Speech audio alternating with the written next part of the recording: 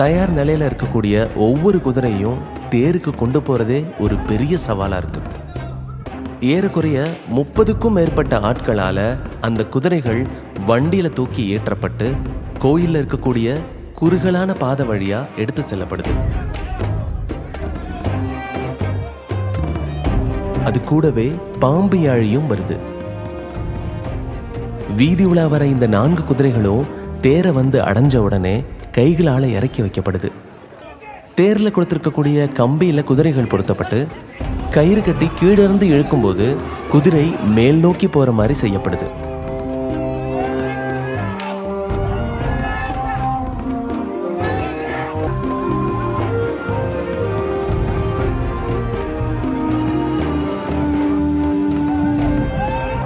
எல்லாரும் அவங்களோட முழு பலத்தையும் வச்சு இந்த குதிரைகளை தேர்ல ஏத்துறத பார்க்கும்போது இது எவ்வளவு சவாலான வேலை அப்படின்னு புரிய வருது.